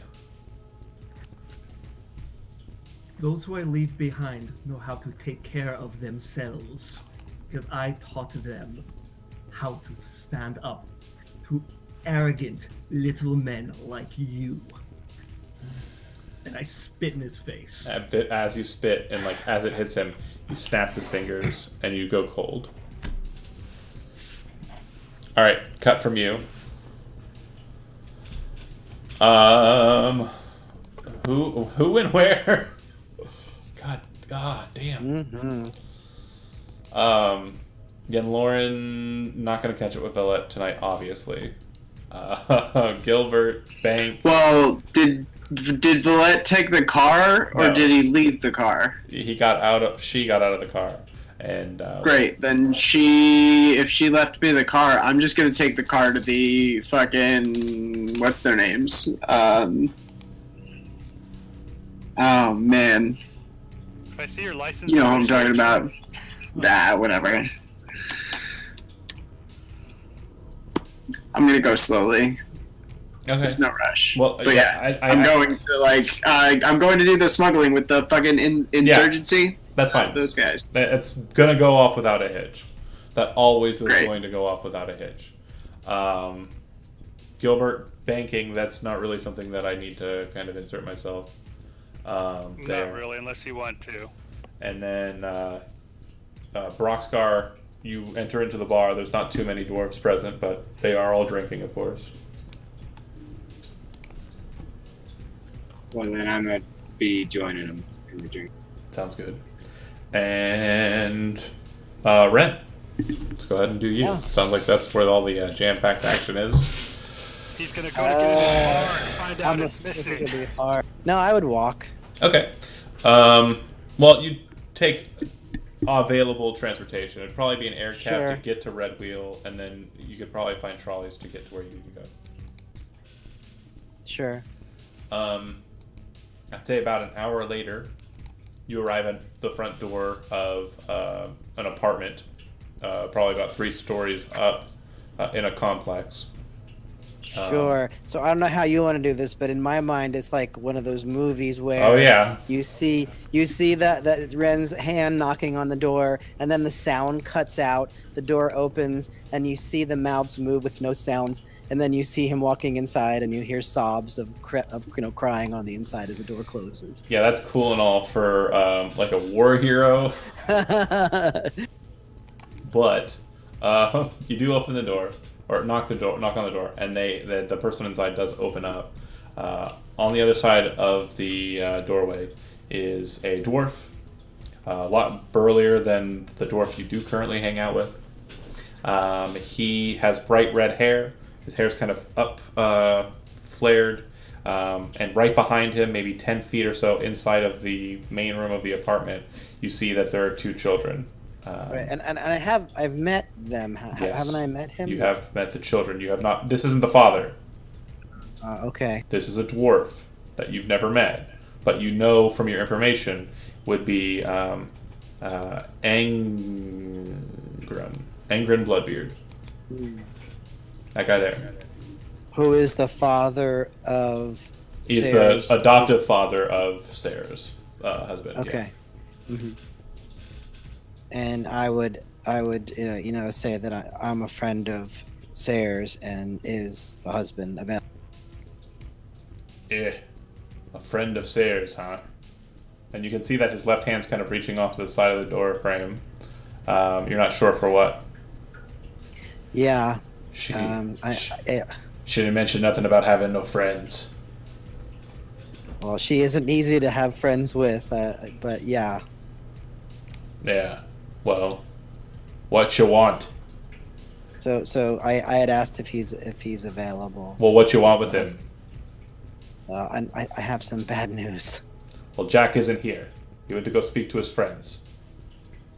Okay. They're small building near the monastery. Balin's Watch. You ever heard of it? Would I have? Make a intelligence history. What kind? Intelligence history.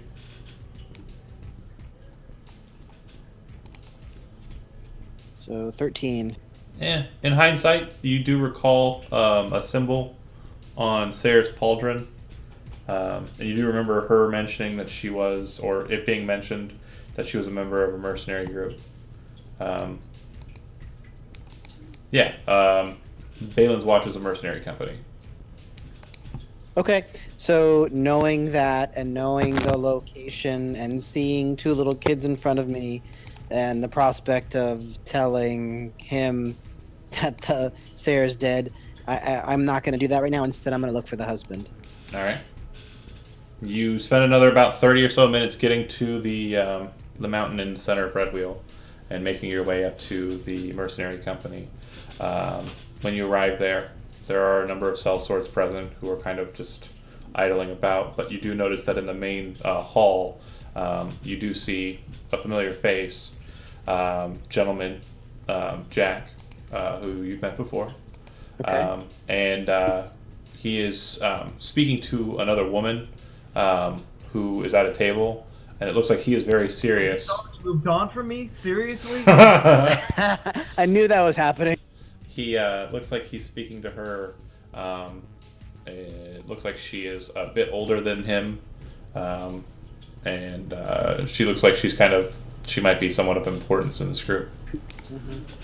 So I would not approach, but if I could wait until I can get his attention, I would motion for him to come talk. He kind of gestures for you to come over to him. Okay. And Does I Sarah would know say, you're well here? met. No.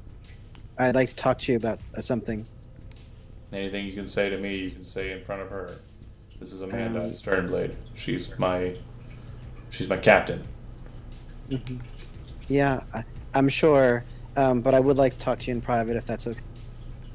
He looks to Amanda and kind of nods, and then she kind of stands up, looking at you, not annoyed, just confused, and she walks away. He looks to you. And then, without going through the whole thing, I would recount the horrible events that led to Sayre's death. Oh shit. Okay. Well, then we will do. We'll go ahead and since you're willing it, and I'm trying to think of how I would act it out, and it's obviously a stressful one mentally. We cut to that kind of scene where the camera pans away, and you can see that both of you are kind of like having an emotional moment. Him more so than you, and yeah. Yeah, because Ren doesn't know what's going on with Sayre, so yeah. Okay. I'm gonna just because necessity kind of wills it. Lauren is kind of chasing down, Valette, who's not here. Tim's not here, and then Broxgar is trying to sort out some certain emotional issues for having failed at a promise and how he's going to face Jack in the future. Gilbert is trying to figure out his currency situation. Ren has kind of put an end to his portion of the trek there. And we got to kind of decide what we're doing with Matt. I'm going to say this is a pretty good stopping point. Yep. Thanks for watching. Wow. And we'll see you next week for the next episode.